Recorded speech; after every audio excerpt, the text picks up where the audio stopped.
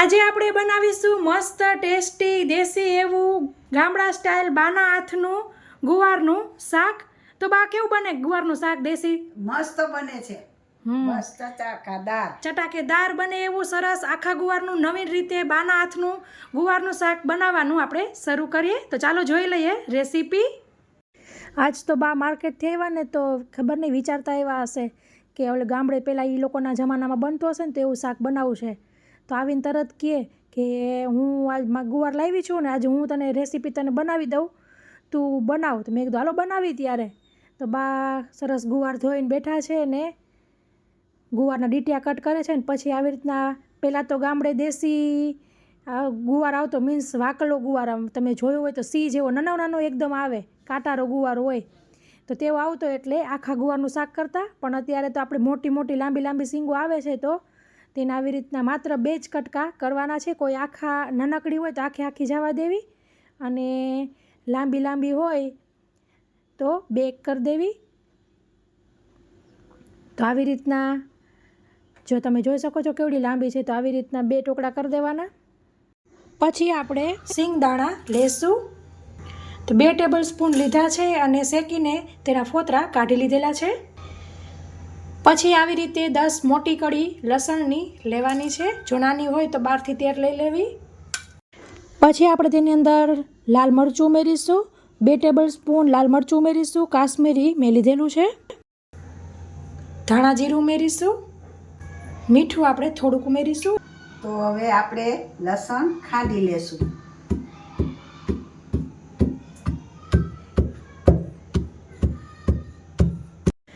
તો તમે જોઈ શકો છો બાએ સરસ ખાંડી લીધું છે। તમે મિક્સર જારમાં પણ કરી શકો છો, પણ ખાંડેલાનો સ્વાદ અલગ જ હોય છે। તો પછી આપણે કઢાઈ લઈ લઈશું અને તેની અંદર તેલ ઉમેરીશું। તો 2 ટેબલ સ્પૂન જેટલું આપણે તેલ ઉમેરવાનું છે। તો બા અત્યારે બનાવતા જાય છે ને હું બોલતી જાઉં છું। તો આપણું તેલ ગરમ થાય ત્યાં સુધીમાં આપણે આ 5 કળી લસણને નાની નાની કટકી કરી લઈશું। તો આપણે લસણની કટકી સરસ કરી લીધી છે 5 કળીની।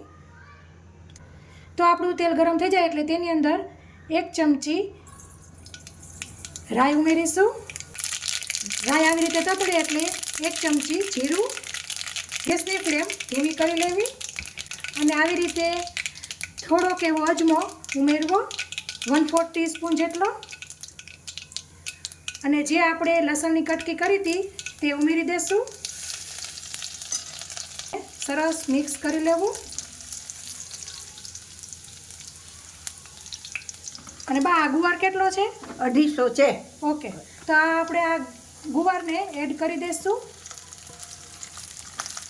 અને પાછું મિક્સ કરી લેવું। પછી આપણે આવી રીતના 1 ચમચી ટેબલ સ્પૂન પાણી ઉમેરવું અને મિક્સ કરી લઈશું અને ઢાંકીને આપણે એકદમ સ્લો ટુ મીડિયમ ફ્લેમ પર ચડવા દેવાનો છે, વચ્ચે વચ્ચે હલાવતા રહેવું। તો આપણો ગુવાર સરસ 80 થી 90% ચડી ગયો છે, તમે જોઈ શકો છો તેનો રંગ પણ બદલી ગયો છે। તો હવે આપણે તેને એક પ્લેટમાં કાઢી લઈશું। તો આપણે ગુવારને 8 થી 10 મિનિટ માટે એકદમ સ્લો ટુ મીડિયમ ફ્લેમ પર સરસ ઢાંકીને ચડવા દીધેલો હતો। હવે આને આપણે સાઈડ ઉપર રાખીશું। પછી આપણે તે જ કઢાઈની અંદર તેલ ઉમેરીશું।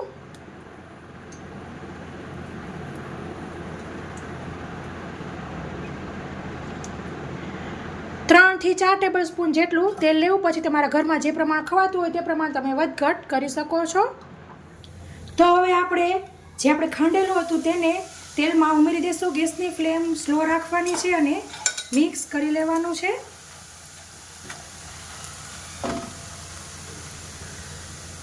અને તેની અંદર હવે આપણે ઉમેરીશું દહીં,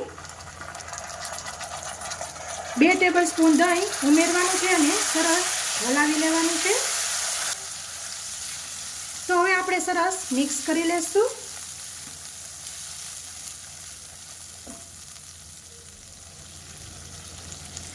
પછી આપણે તેની અંદર 1/2 ટીસ્પૂન હળદર ઉમેરીશું અને તેને પણ મિક્સ કરી લેશું. ગેસની ફ્લેમ સ્લો જ રાખવાની છે, નહીં તો તમારું લસણ મરચું બળી પણ શકે છે.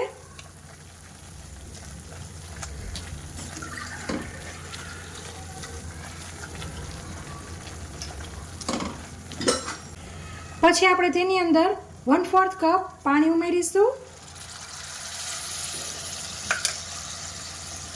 અને મિક્સ કરી લેશું.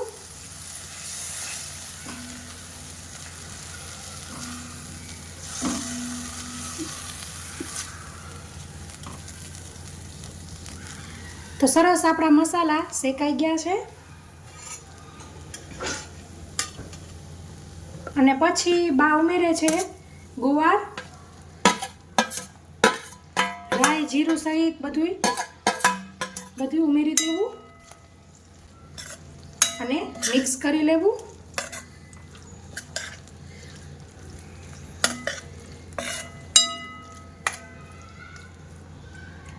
અને પછી આપણે તેને ઢાંકી દેશું અને એકદમ સ્લો ફ્લેમ આપણે જે રાખી છે તે કન્ટિન્યુ રાખીશું. સ્લો ફ્લેમ પર જ આપણે તે હજી 100% પૂરો ચડવા દેશું, એટલે તેની અંદર મસાલાની ફ્લેવર બેસી જાય. તો પાછું આપણે થોડીક વાર પછી હલાવીશું.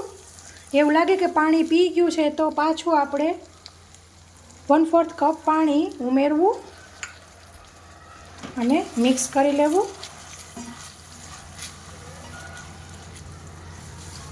તો હવે 5 થી 10 મિનિટ થઈ ગઈ છે. ચેક કરી લેશું. તમે જોઈ શકો છો સરસ તેલ છૂટું પડી ગયું છે.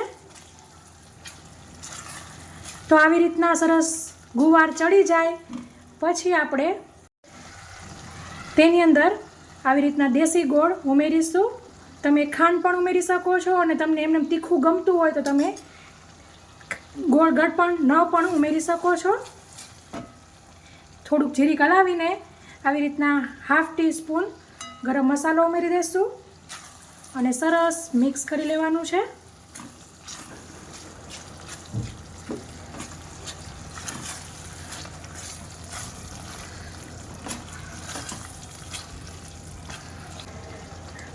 અને હવે આપણે કોથમીર ભભરાવી દઈશું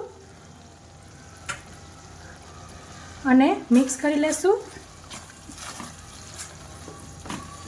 ગેસની ફ્લેમ બંધ કરી લેશું.